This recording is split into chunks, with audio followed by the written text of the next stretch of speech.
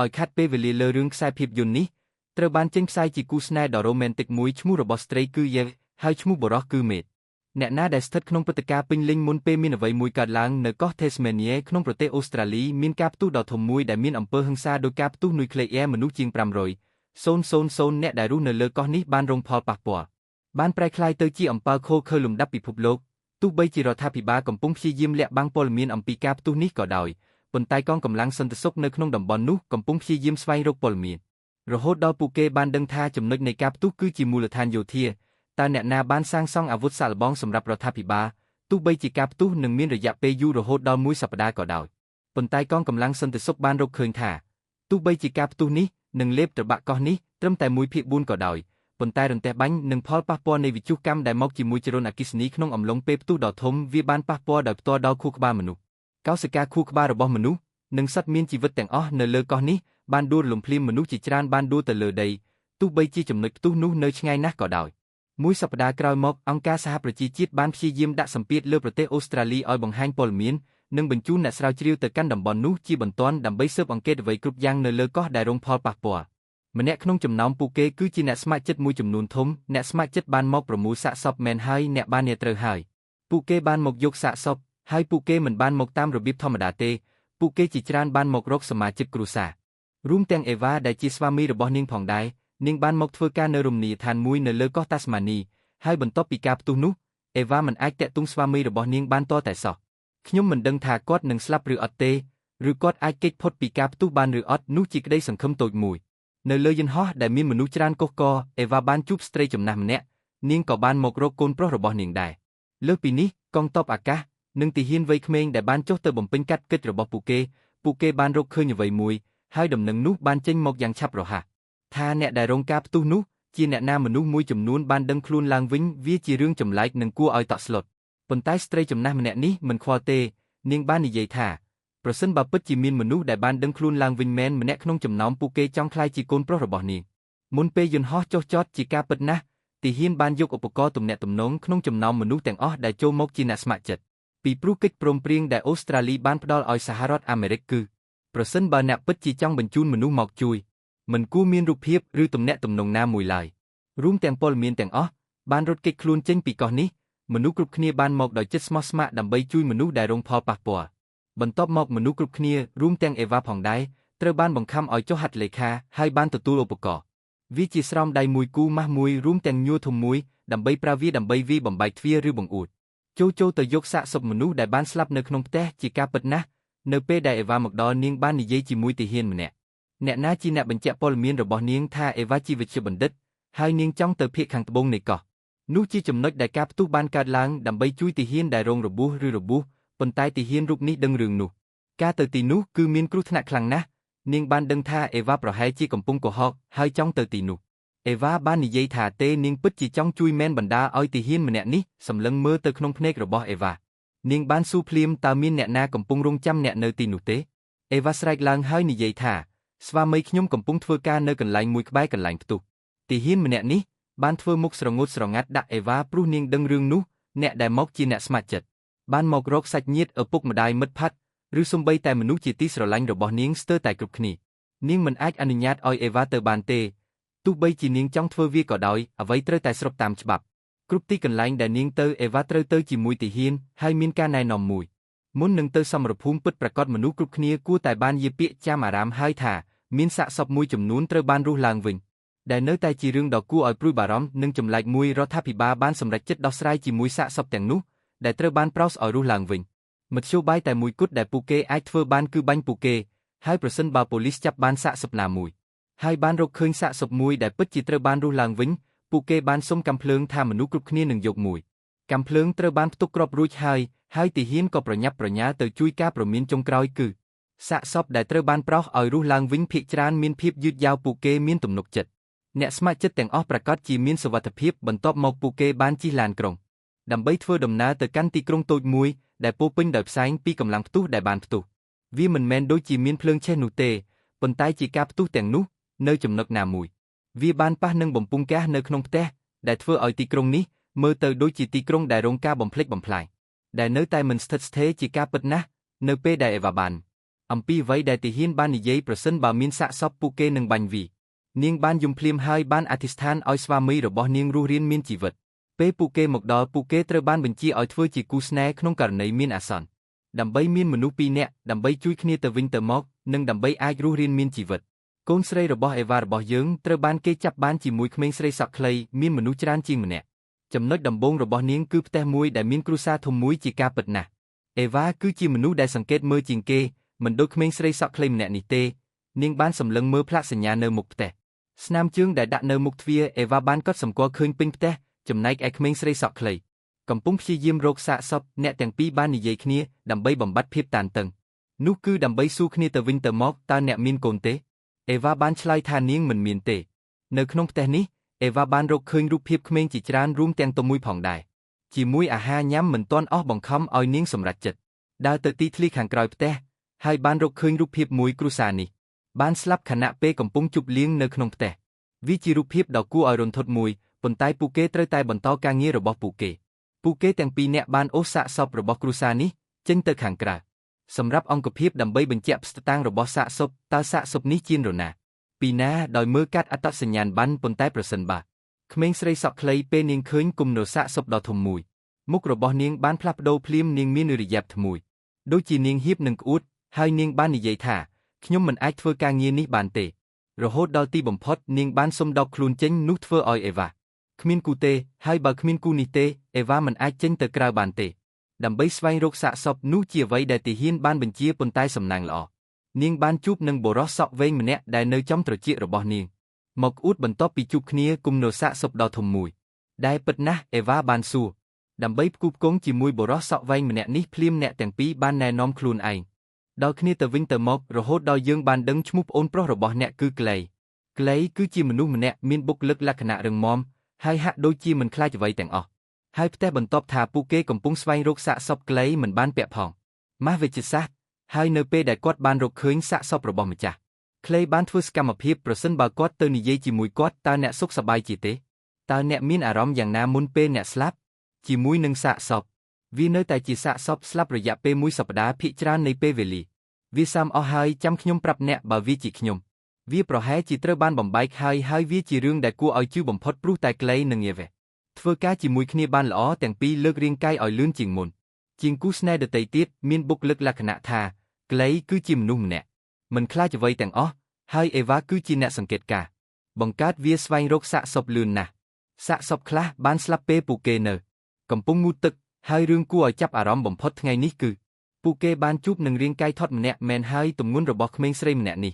ប្រហែល100គីឡូក្រាមហើយបានស្លាប់រយៈពេល1សប្តាហ៍ហើយទម្ងន់កាន់តែច្រើនអេវ៉ានិងក្លៃទាំងពីរនាក់មិនអាចទ្រាំទ្របានទេរហូតដល់ពួកគេនិយាយថាប្រហែលជាយើងត្រូវរកសេះមួយក្បាលដើម្បីអូសសាកសពនេះនៅចំពោះមុខក្លេបានសុំផឹកស្រា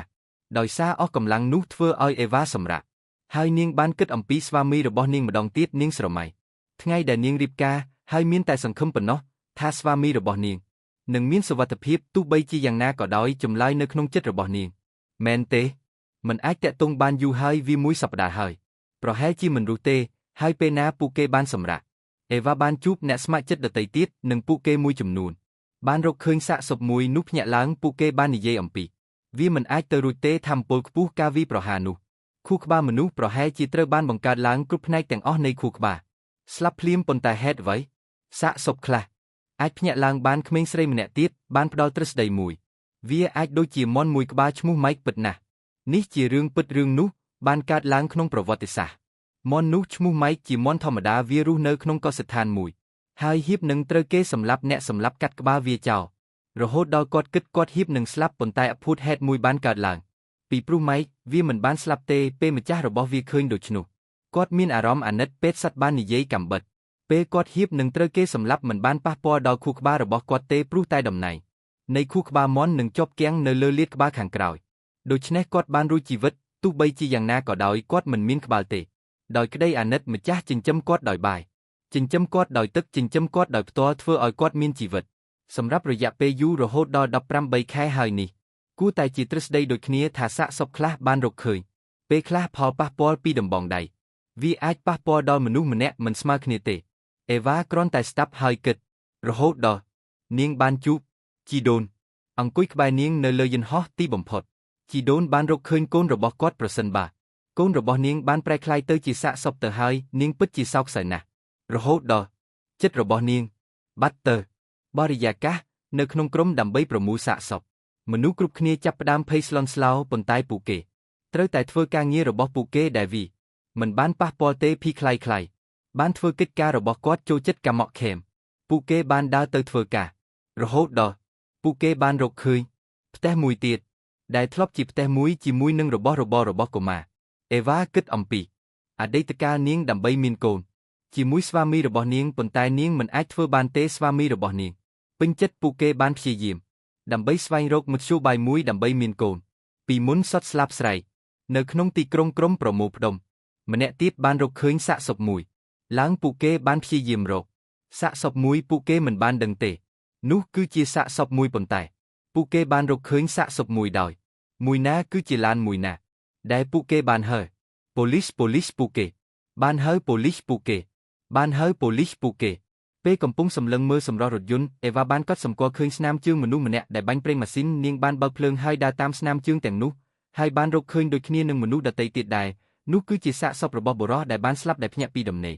សាកសពនេះកំពុងលាក់ខ្លួននៅពីក្រោយបញ្ជរដើម្បីប្រមូលរបស់របរសាកសពនោះប្រឡាក់ដោយប្រេងម៉ាស៊ីនភ្នែករបស់នាងប្រែជាក្រហមនាងសម្លឹងមើលទៅអេវ៉ានឹងខ្លៃៗពេលឃើញសាកសពដែលពិតជាភ្ញាក់ពីដំណេកជាលើកដំបូងគាត់ស្ទើរតែមិនដឹងថាត្រូវធ្វើអ្វីហើយប្រញាប់រត់ទៅបើកទ្វារហើយហៅទីហ៊ាននោះអេវ៉ាមិនបានគិតបែបនោះទេផ្ទុយទៅវិញអេវ៉ាបានសម្លឹងមើលសាកសពនោះយ៉ាងយូរហើយព្យាយាមកត់សម្គាល់ពីរិយាបថរបស់សាកសពនោះតើវានឹងធ្វើអ្វីបន្ទាប់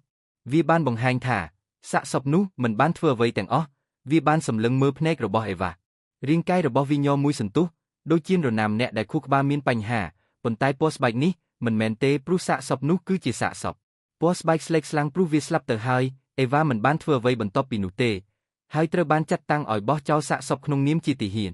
ពួកគេបានចូលទៅបាញ់ដោយមិនស្ទាក់ស្ទើរដូចសពមួយដងបន្ទាប់ពីប្រមូលសាកសពរបស់មនុស្សអាក្រក់ស្ទើរតែទាំងអស់នៅក្នុងទីក្រុងរួចឥឡូវដល់ពេលធ្វើបុណ្យសពហើយជាការពិតណាស់ជនរងគ្រោះម្នាក់មានសាសនាខុសគ្នាមិនថាជាព្រះពុទ្ធសាសនាគ្រីស្ទសាសនាឬស្លាមទេមានការសារភាពពីព្រលឹងទៅតាមសាសនារបស់អ្នកស្លាប់អេវ៉ាគិតតែពីពេលដែលនាងនឹងទៅទីក្រុងដែលស្វាមីរបស់នាងនៅនាងបានសម្លឹងមើលផ្សែងដែលទាហានបានប្រាប់នាងអំពីផ្នែកខាងត្បូងបំផុតនៃកោះដែលភ្លើងបានឆាបឆេះពីព្រោះវាជាទីក្រុងដែលនៅជិតកន្លែងផ្ទុះបំផុតនៅពេលយប់ពួកគេបានរៀបចំកន្លែងសម្រាកនាងបានស្ម័គ្រចិត្តបញ្ចុះសពជាការពិតណាស់ពួកគេបានយកឧបករណ៍ទំនាក់ទំនងនិងទូរស័ព្ទដៃទាំងអស់ដូច្នេះអេវ៉ាត្រូវរកផែនការមួយដើម្បីចេញទៅរកស្វាមីរបស់នាងពីព្រោះនាងគិតថាប្រសិនបើនាងរក្សាសាកសពនៅក្នុងអង្គភាពនេះវានឹងចំណាយពេលជិត1ខែអេវ៉ាបានទៅរកឯកសារនិងផែនការអំពីសន្តាគារដែលស្វាមីរបស់នាងកំពុងធ្វើការរួមជាមួយនឹងការព្យាយាមសម្គាល់ផ្លូវដែលនាងអាចធ្វើដំណើរបានជាការពិតណាស់ពីទីនេះទៅមានចម្ងាយរហូតដល់200ម៉ាយនោះធ្វើឲ្យនាងគិតថានាងត្រូវរកយានជំនិះដើម្បីធ្វើដំណើរប៉ុន្តែនោះជារឿងដ៏លំបាកបំផុតពីព្រោះទាហានមិនអនុញ្ញាតឲ្យអ្នកស្ម័គ្រចិត្តទាំងនោះចេញពីផ្លូវឡើយដូច្នេះអេវ៉ាបានឆ្លៀតឱកាសពេលយប់នោះដើម្បីរកវិធីរត់គេចខ្លួនប៉ុន្តែនាងត្រូវបានទាហានម្នាក់រុញច្រានអេវ៉ាបានកុហកភ្លាមថានាងគ្រាន់តែចង់ស្រូបខ្យល់អាកាសបរិសុទ្ធប៉ុណ្ណោះប៉ុន្តែអ្វីដែលនាងបានរៀបចំបាននិយាយថានាងកំពុងព្យាយាមរត់គេចខ្លួនទៅកន្លែងណាមួយជាការពិតណាស់នាងមានការភ្ញាក់ផ្អើលយ៉ាងខ្លាំងនិងខ្លាចថាទាហាននឹងចាប់នាងហើយបញ្ជូននាងត្រឡប់មកវិញនោះមានន័យថានាងនឹងមិនអាចធ្វើដំណើរមកទីនេះម្ដងទៀតបានទេអេវ៉ាមិនបាននិយាយច្រើនទេប៉ុន្តែវាហាក់ដូចជាទាហានស្រីរូបនេះយល់ពីអ្វីដែលនាងកំពុងធ្វើទាហានស្រីរូបនេះបានប្រាប់អេវ៉ាដោយផ្ទាល់ថានាងមានការខកចិត្តចំពោះច្បាប់ដែលរដ្ឋាភិបាលបានបញ្ជាប៉ុន្តែវាពិតជាត្រូវការគ្រប់គ្រងណាស់ទីក្រុងនេះពោពេញទៅដោយទ្រព្យសម្បត្តិជាច្រើនរបស់អ្នកស្លាប់រួមទាំងភេសនិងមេរោគពីសាកសពផងដែរវាអាចនឹងនៅសល់ទាហានស្រីរូបនេះដឹងថាអ្នកគ្រប់គ្នាដែលចូលមកសុទ្ធតែជាអ្នកស្ម័គ្រចិត្តដើម្បីប្រមូលសាកសពមនុស្សជាច្រើនចង់ស្វែងរកក្រុមគ្រួសារមិត្តភក្តិអ្នកស្គាល់គ្នាដែលជាបញ្ហាដ៏ឆ្ងាញ់ពិសាហើយនាងក៏យល់ដែរប៉ុន្តែនាងត្រូវតែធ្វើតាមច្បាប់នាងបានសម្រេចចិត្តមិនចាប់អេវ៉ាហើយបញ្ជូននាងចេញពីកោះនោះទេប៉ុន្តែនាងបានប្រាប់អេវ៉ាឲ្យត្រឡប់ទៅក្រុមវិញហើយរកអ្វីដែលសប្បាយធ្វើជំនួសវិញក្នុងករណីដែលនាងភ្លេចទុកព្រួយជាការពិតណាស់អេវ៉ាបានត្រឡប់ទៅក្រុមអ្នកស្ម័គ្រចិត្តវិញពួកគេកំពុងរៀបចំពិធីជប់លៀងដ៏ធំមួយនៅក្នុងសន្តាគារនេះដែលពួកគេបានប្រើជាសន្តាគារវាមានគ្រឿងបរិក្ខារទាំងអស់មិនថាវាជាគ្រឿងស្រវឹងស្រាបៀរម្ហូបអាហារការខាត់បងតែមួយគត់គឺគ្មានអគ្គិសនីប៉ុន្តែនោះមិនមែនជាបញ្ហាសម្រាប់អ្នកស្ម័គ្រចិត្តដែលចូលចិត្តជប់លៀងសូម្បីតែបន្តិចនោះទេពួកគេបានជប់លៀងផឹកស៊ីយ៉ាងសប្បាយមនុស្សមួយចំនួនថែមទាំងបានរួមភេទទៀតផងអ្នកស្ម័គ្រចិត្តម្នាក់បានមករកក្រុមគ្រួសាររបស់ពួកគេដូចជាអេវ៉េដែលមនុស្សមួយចំនួនគ្រាន់តែចង់ទទួលបានការងារថ្មីហើយត្រូវតែជាមនុស្សល្អបំផុតដើម្បីហ៊ានធ្វើអ្វីមួយដូចនេះ ពួកគេមានភាពសប្បាយរីករាយជាច្រើនលើកលែងតែអេវ៉ាមិនស្គាល់នរណាម្នាក់នៅក្នុងពិធីជប់លៀងនោះទេលើកលែងតែខួយបរោះសក់វែងដែលនាងធ្វើការជាមួយនៅពេលថ្ងៃគួយក៏បានមកផឹកស្រាជាមួយមនុស្សទាំងនេះដែរជាការពិតណាស់នៅពេលដែលយេវ៉េអង្គុយចុះខួយក៏បានក្រោកឈរឡើងផឹកស្រាដែរ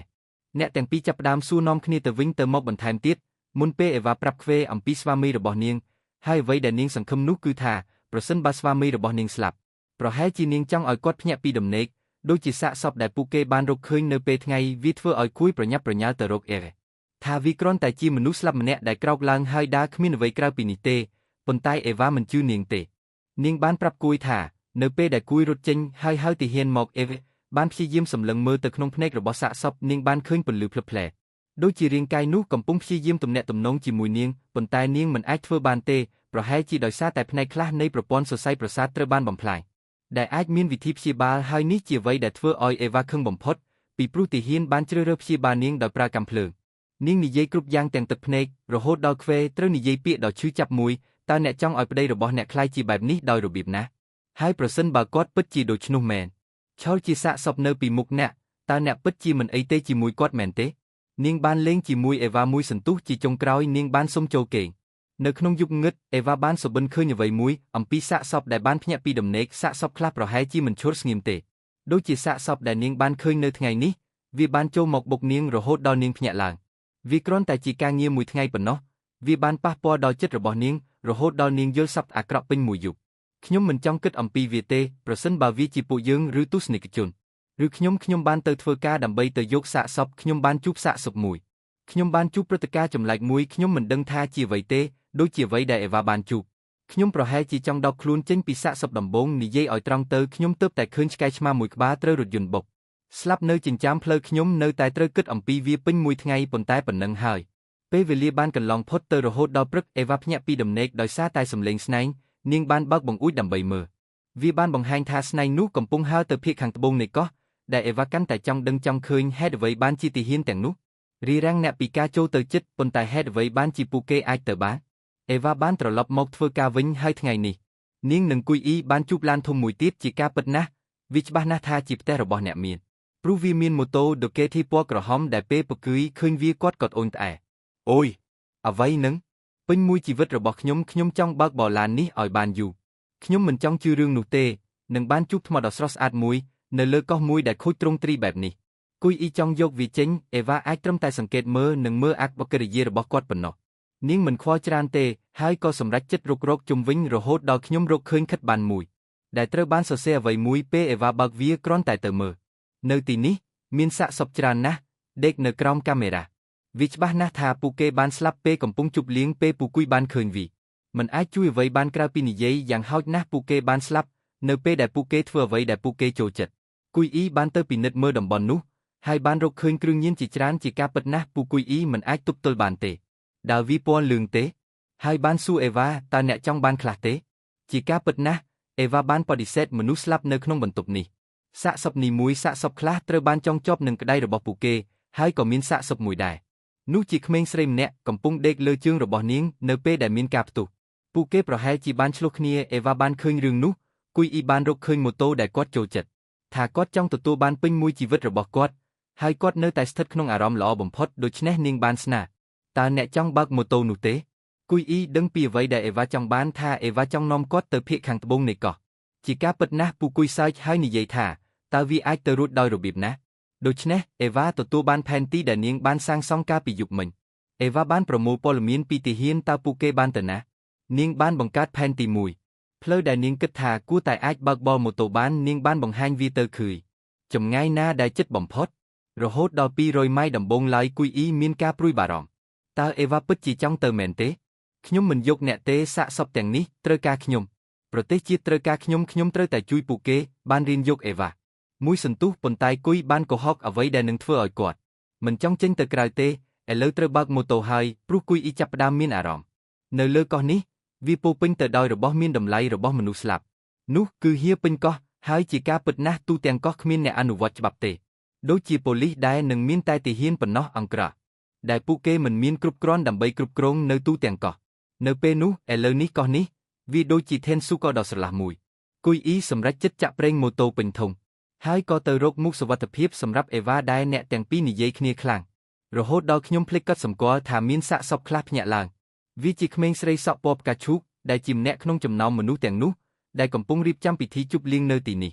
នាងភ្ញាក់ពីដំណេកហើយដើរទៅក្រោយបញ្ចរដើម្បីទៅយករបស់របរម្ដងទៀតអេវ៉ាបានមានសម្លេងចម្លែកមួយនាងបានដើរចូលទៅភ្លាមវាបានបង្ហាញថាប្រតិកម្មរបស់ក្មេងស្រីនេះមិនដូចសាកសពទេសាកសពដំបូងដែលអេវ៉ាបានជួបអ៊ីរិយាបថរបស់នាងហាក់ដូចជាផ្លាស់ប្ដូរយ៉ាងច្បាស់នាងឈួរដោយធ្មេញរបស់នាងផ្ទាល់ដើម្បីរើសរបស់របរនាងបានដើរចូលមករហូតដល់ធ្មេញរបស់នាងចាប់ផ្ដើមបាក់ប៉ុន្តែអេវ៉ាហាក់ដូចជាមិនខ្លាចនាងទេហើយបានព្យាយាមទំនាក់ទំនងជាមួយនាងតើអ្នកអ្វីដែលខ្ញុំនិយាយទេតើអ្នកយល់ពីអ្វីដែលខ្ញុំនិយាយទេរូបកាយនេះគ្រាន់តែញាក់មកមើលអេវ៉ាប៉ុន្តែនាងមិនបានធ្វើអ្វីទេនាងឈួរដោយខំធ្មេញរហូតដល់វាបែកបែបនោះមុនពេលដែលគឺអាចមើលឃើញហើយគាត់មានការងឿងឆ្ងល់យ៉ាងខ្លាំងបានប្រាប់អេវ៉ាជាបន្ទាន់ឲ្យចេញពីទីនោះជាបន្ទាន់ឥឡូវនេះគួយអ៊ីបានត្រៀមខ្លួនរួចរាល់ហើយពួកគេទាំងពីរនាក់បានលួចជិះម៉ូតូចេញពីផ្ទះនោះហើយបានបង្វិលកង់ដល់ចំណុចកន្លែងដែលទីហ៊ានមិនបានតាមដានទេដោយព្យាយាមប្រើសម្លេងឲ្យរលូនតាមដែលអាចធ្វើទៅបានហើយជាការពិតណាស់ពេលម៉ូតូចាប់ផ្ដើមដំណើរការគួយអ៊ីក៏រួចរាល់ពួកគេទាំងពីរនាក់បានលួចចេញពីទីក្រុងភ្លាមពេលចាក់ចេញពីមូលដ្ឋានយោធាដើម្បីការពារពួកគេគ្មានអ្វីទៀតទេដើម្បីបញ្ឈប់ពួកគេទៀតតាមផ្លូវពោពេញដោយសាកសពទីហ៊ានសម្រាប់ពួកគេដោយបាញ់ចំក្បាលដល់ចំណុចសំខាន់រថយន្តរបស់អ្នកភូមិច្រើនរាប់រយខូចដេកលើផ្លូវគួយអ៊ីនិយាយវាពិតជាសប្បាយណាស់គាត់ហាក់ដូចជាត្រូវបានដោះលែងជាមួយនឹងអ្វីដែលគាត់ចង់ធ្វើអ្វីមួយដូចនេះអស់រយៈពេលយូរបើកបរក្នុងទីក្រុងដូចជាការបរបាញ់កំណាប់បើគ្មានប៉ូលីសឬច្បាប់ទេដើម្បីបញ្ឈប់ពួកគេទៀតចំណែកអេវ៉ាវិញនាងគ្រាន់តែғບចង្កេះរបស់នាងយ៉ាងណែនព្រោះនាងមិនដែលជិះម៉ូតូទេជាមួយនឹងល្បឿនលឿនបែបនេះពួកគេបានឆ្លងកាត់ទីក្រុងជាច្រើនក្នុងរយៈពេលប៉ុន្មានម៉ោងប៉ុណ្ណោះពួកគេបានជួបប្រទះនឹងសាកសពមនុស្សបានជួបសត្វជាច្រើនដួលទៅម្ខាងផ្លូវជាការពិតណាស់កម្លាំងផ្ទុះនោះវាបានសម្លាប់មនុស្សគ្រប់គ្នាពិតជាមែនពួកគេបានជិះម៉ូតូអស់រយៈពេលជាច្រើនម៉ោងមកហើយសម្លេងសត្វស្លាប់មួយក្បាលពួកគេមិនបានហៀវាតតែសោះបើកឡានទៅពួកគេបានជួបគ្នាម្ដងទៀតនោះគឺឡានរបស់ទីហ៊ាននៅពីមុខផ្លូវគួយអ៊ីនិងអ៊ីវ៉ាប្រញាប់ទៅជិតឡានហើយរកកន្លែងមួយដើម្បីលាក់ទីហ៊ានទាំងនោះឲ្យបានឆាប់តាមដែលអាចធ្វើទៅបានដែលនៅទីនេះវាជាកន្លែងមួយដូចជាស្ថានមួយអេវ៉ាបានលាក់ខ្លួនហើយមើលជុំវិញតាមការសង្កេតរបស់នាងរហូតដល់នាងបានរកឃើញសាកសពមួយទៀតឈរនៅកណ្ដាលវាលស្រែរូបកាយនេះខុសពីរូបកាយដែលអេវ៉ាធ្លាប់បានឃើញពីមុនពីព្រោះវាមានស្លាកស្នាមប្រយុទ្ធលាតក្បាលនៃរាងកាយហាក់ដូចជារហែកជាមួយនឹងផលប៉ះពាល់នៃកម្លាំងផ្ទុះនិងដៃឆ្វេងនៅតែបាត់ខ្លួនរូបកាយនេះសម្លឹងមើលពួកគេទាំងពីរហើយដើរចូលទៅយ៉ាងលឿនអេវ៉ាមានការភ្ញាក់ផ្អើលយ៉ាងខ្លាំងប៉ុន្តែទីហ៊ានទាំងនោះបានមកជួបភ្លាមមុនពេលពួកគេមកយកគ្រាប់កាំភ្លើងមកបាញ់លើសាកសពនេះរហូតដល់នាងដេកចុះនៅចំពោះមុខអេវ៉ាមិនអីទេនោះធ្វើឲ្យអេវ៉ាគិតស្វាមីរបស់នាងនឹងត្រូវគេវាយបែបនេះឬក៏អត់បន្ទាប់មកពួកគេបានសម្រេចចិត្តដើម្បីបន្តបើកបរវាត្រូវការពេលវេលារហូតដល់ងឹតទីបំផុតពួកគេទាំងពីរនាក់បានទៅរត់ភ្លើងក្រោមដីវាជាចំណុចដែលនៅជិតបំផុតនឹងកម្លាំងផ្ទុះដោយដែលទីហ៊ានបាននិយាយមានផ្សែងហុយឡើងយ៉ាងខ្លាំងមានមនុស្សជាច្រើនកំពុងរង់ចាំពួកគេនៅពីមុខពួកគេរហូតដល់យេវ៉េនិងប៊ឺអេមិនអាចបន្តបើកបរបានទេពួកគេបានសម្រេចចិត្តចតម៉ូតូហើយទៅឆែកឆេររថយន្តមន្ទីរពេទ្យដែលចតនៅទីនោះប៉ុន្តែវាត្រូវបានខូចខាតពីកម្លាំងផ្ទុះដើម្បីស្វែងរកម៉ាស់វេជ្ជសាស្ត្រហើយពួកគេបានរកឃើញសាកសពដែលភ្ញាក់ពីដំណេកហើយលើកនេះវាមើលទៅមិនសូវល្អទេដូចអ្វីដែលអេវ៉ាបានឃើញនៅដើមដំបូងដែរពីព្រោះសាកសពខ្លះកំពុងប្រព្រឹត្តអំពើចម្លែកដូចជាខំសាកសពដតីទៀតដែលជាសាកសពពីកម្លាំងផ្ទុះខ្វៃនិងលេនស្ទើរតែក្អួតពួកគេមិនអាចធ្វើអ្វីបានច្រើនទេដូច្នេះពួកគេបានសម្រេចចិត្តបន្តបើកបរបរិយាកាសពោពេញដោយផ្សែងនោះគ្រប់ដណ្ដប់ពន្លឺព្រះអាទិត្យរហូតដល់វាបាត់ទៅប្រសិនបើពួកគេមិនបានពាក់របាំងមុខពួកគេមិនអាចពាក់បានទេហើយស្លាប់ពេលពួកគេមកដល់ដើម្បីបើកឡានឡើងលើភ្នំដើម្បីទៅភាគខាងត្បូង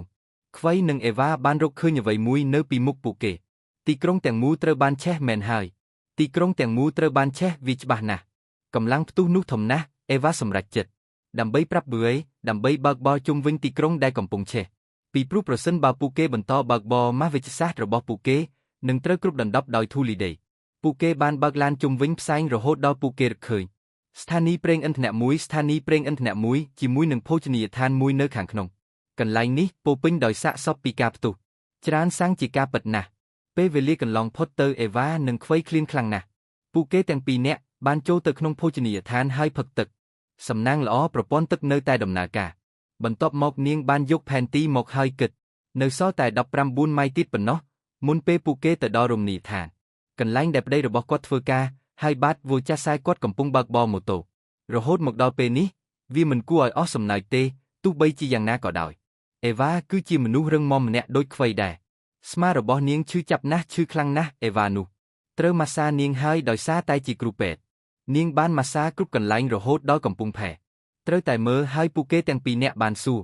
អំពីទំនាក់ទំនងរបស់ពួកគេអំពីការងារដែលស្វាមីរបស់នាងកំពុងធ្វើ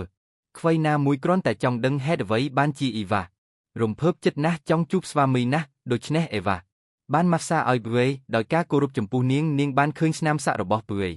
មានស្នាមសាក់មួយនោះប្រហែលជារបស់ព្រួយមិត្តប្រុសនិងកូនប្រុសអេវ៉ាមិនបានសុំអ្វីច្រើនទេប៉ុន្តែខ្វៃបានបង្ហាញថាគាត់ជាកម្មករសំណង់គាត់ជំពាក់បំណុលគេគ្រប់ពេលវេលាហើយគាត់ចូលចិត្តផឹកចូលចិត្តជប់លៀងរហូតដល់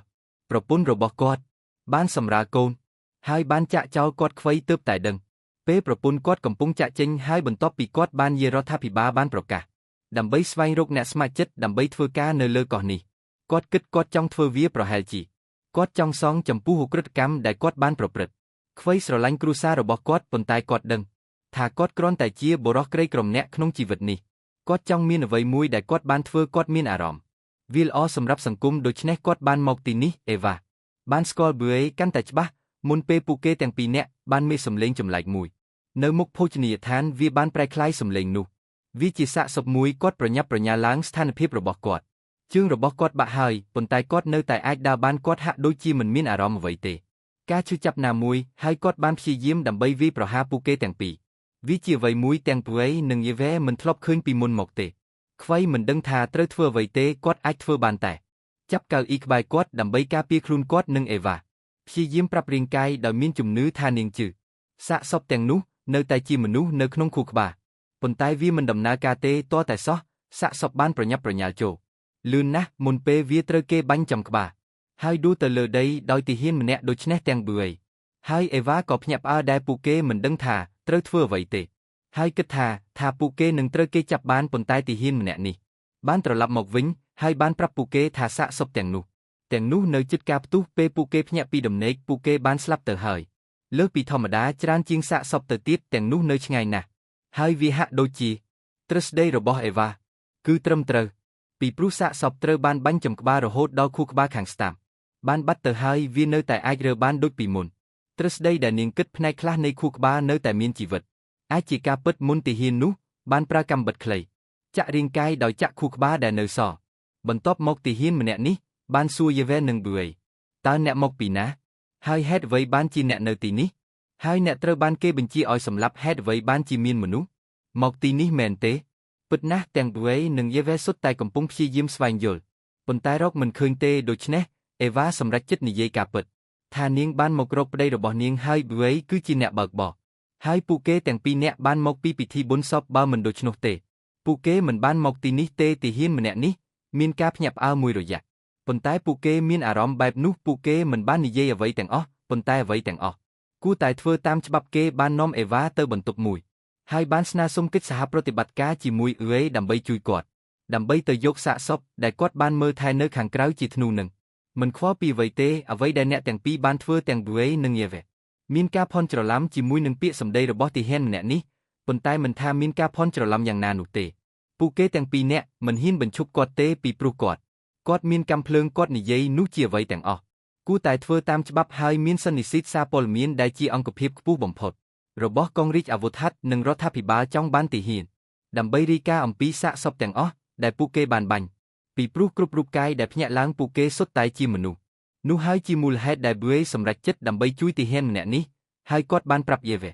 ថាវាមិនអីទេអ្នកទាំងពីរបានចាក់ចេញព្រោះអេវ៉ាត្រូវបានចាក់សោនៅក្នុងបន្ទប់រយៈពេល2ម៉ោងមុនពេលមានការរំលឹកឡើងវិញត្រឡប់ទៅអតីតកាលវិញហើយឥឡូវនេះយើងដឹងរឿងនោះអេវ៉ាចាប់ផ្ដើមមានបញ្ហាជាមួយស្វាមីរបស់នាងអំពីរឿងមួយចំនួនថាពួកគេទាំងពីរនាក់មិនបាននិយាយគ្នាដោយផ្ទាល់ទេអេវ៉ាបានឃើញរូបភាពនេះនៅក្នុងសុបិនមួយនៅចំពោះមុខទាហាននោះគូសទ្វារ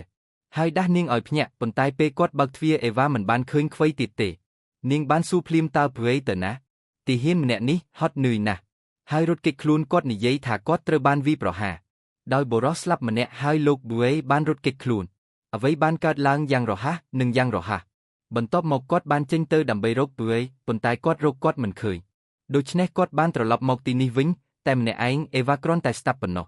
ដោយមានចិត្តទុកដាក់ប៉ុន្តែទាហានម្នាក់នេះហាក់ដូចជាមិត្តល្អម្នាក់ពីព្រោះអ្វីដែលគាត់បាននិយាយគឺដូច្នោះមែនគាត់នឹងយកអេវ៉ាដើម្បីរកប្តីរបស់នាងមានការងឿងឆ្ងល់ប៉ុន្តែអេវ៉ាបានសម្រេចចិត្តដើម្បីទុកចិត្តទាហានម្នាក់នេះនាងបាននាំអេវ៉ាទៅឡានហើយបានប្រាប់នាងថានាងត្រូវតែទៅកន្លែងណាមួយដើម្បីយកអ្វីមួយអេវ៉ាមិនប្រកាន់ទេនាងគ្រាន់តែសុំឲ្យទាហានម្នាក់នេះទៅយកនាងទៅកាន់រមណីយដ្ឋានជាកន្លែងដែលស្វាមីរបស់នាងធ្វើការនាងមិនប្រកាន់ទេប៉ុន្តែទាហានម្នាក់នេះចាប់ផ្ដើមមានអកប្បកិរិយាចម្លែកនៅពេលដែលគាត់ចាប់ផ្ដើមបើកបរនៅខាងក្រៅផ្លូវគាត់បាននាំអេវ៉ាទៅកាន់ព្រៃជ្រៅឥឡូវនេះកោះទាំងមូលគ្មានអគ្គិសនីទេដូច្នេះផ្លូវនោះងឹតទាំងស្រុងមានតែពន្លឺប៉ុណ្ណោះគឺមកពីឡានអេវ៉ាបានសួរសុខសប្បាយជាទេតើអ្នកនឹងទៅយកខ្ញុំទេគាត់ឆ្លើយថាគាត់នឹងយកនាងប៉ុន្តែរបស់របរទាំងនោះដែលខ្ញុំហៀបនឹងយកមានអាហារកំប៉ុងនិងភេសជ្ជៈជាច្រើនខ្ញុំស្គាល់ផ្ទះនេះវាជាស្ថានមួយមានអាហារច្រើនណាស់យើងនឹងទៅយកវាគ្រាន់តែមួយរយៈហើយបន្តដំណើររបស់យើងជាការពិតណាស់អេវ៉ាយល់ព្រមប៉ុន្តែពេលយើងមកដល់នាងបាននិយាយវាកាន់តែងឹតទៅហើយផ្លូវក៏មិនមានសុវត្ថិភាពដែរអាចនឹងមានសាកសពដើរលេងដូច្នេះយើងគួរតែបន្តដំណើររបស់យើងព្រឹកស្អែកជាការពិតណាស់អេវ៉ាខឹងខ្លាំងណាស់ប៉ុន្តែនាងមិនអាចធ្វើបានទេបដិសេធបងប្រុសរបស់នាងព្រោះនាងមិនដឹងផ្លូវនៅជុំវិញទីនេះហើយវាងឹតខ្លាំងណាស់ដូចបងប្រុសរបស់នាងបាននិយាយដូច្នេះអេវ៉ាត្រូវតែស្នាក់នៅក្នុងផ្ទះនោះដែលនាងគិតគឺជាផ្ទះបងប្រុសរបស់នាងបានរៀបចំអាហារច្រើនណាស់សម្រាប់អេវ៉ាញ៉ាំវាគ្រាន់តែជាអាហារសាមញ្ញនិងអាហារកំប៉ុងវាគ្រប់គ្រាន់ហើយដើម្បីបំពេញថាមពលរបស់នាងប៉ុន្តែអេវ៉ាមិនចង់ញ៉ាំទេនាងអង្គុយនៅពីមុខទាហានដែលកំពុងញ៉ាំអាហារយ៉ាងឆ្ងាញ់តែម្នាក់ឯងដើម្បីប្រើភ្នែករបស់នាងដើម្បីរុញនាងដើម្បីនាំនាងចេញដើម្បីរកប្តីរបស់នាងដូចដែលអ្នកបាននិយាយជាការពិតណាស់បងប្រុសរបស់នាងមិនបានធ្វើទេដូចដែលអេវ៉ាបាននិយាយនាងបានរៀបរាប់រឿងរ៉ាវគ្រួសាររបស់នាងរហូតដល់អេវ៉ាអ្នកសង្កេតការណ៍របស់យើងបានមើលជុំវិញហើយបានរកឃើញរូបភាពបងប្រុសរបស់នាងជាមួយប្រពន្ធរបស់គាត់នៅក្នុងស៊ុំនៅពេលដែលនាងដឹងរឿងនោះអេវ៉ាដឹងនាងបានប្រាប់ឈ្មោះប្រពន្ធរបស់នាងហើយបានប្រាប់រឿងរ៉ាវរបស់នាងអំពីអ្វីដែលបានកើតឡើងនៅលើកោះនេះភរិយារបស់បងប្រុសនាងមានផ្ទៃពោះនៅសល់តែ2សប្តាហ៍ទៀតប៉ុណ្ណោះដូច្នេះពួកគេអាចមើលឃើញមុខកូនរបស់ពួកគេប៉ុន្តែបន្ទាប់មករឿងឈួតនេះបានកើតឡើងនាងចាប់ផ្ដើមយំពីព្រោះវាជារឿងដ៏គួរឲ្យរន្ធត់បំផុតនៅពេលដែលការផ្ទុះបានកើតឡើងប្អូនប្រុសរបស់នាងត្រូវបានបញ្ជូនទៅធ្វើការនៅខាងក្រៅកោះដូច្នេះគាត់មិនរងផលប៉ះពាល់ដោយការផ្ទុះនោះទេដូចប្រពន្ធរបស់គាត់ដែរទុក្ខសោកបានចាប់ផ្ដើមនៅទីនេះពីព្រោះបន្ទាប់ពីការផ្ទុះ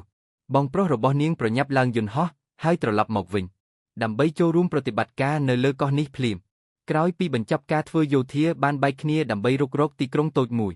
នាងបានលួចចេញទៅក្រៅហើយប្រញាប់ត្រឡប់ទៅផ្ទះនេះវិញមុនពេលនាងអាចមើលឃើញរូបភាពនៅចំពោះមុខភ្នែកនាងថាតើវាជាឬអត់ប្រពន្ធរបស់គាត់ម្ដាយរបស់គាត់និងសាច់ញាតិទាំងអស់របស់គាត់ពួកគេកំពុងរៀបចំពិធីជប់លៀងមួយអាហារពេញគ្មាននរណាម្នាក់បរិភោគវាទេមានតែរាងកាយរបស់នាងប៉ុណ្ណោះដែលនៅសល់ពួកគេទាំងអស់គ្នាដេកលើ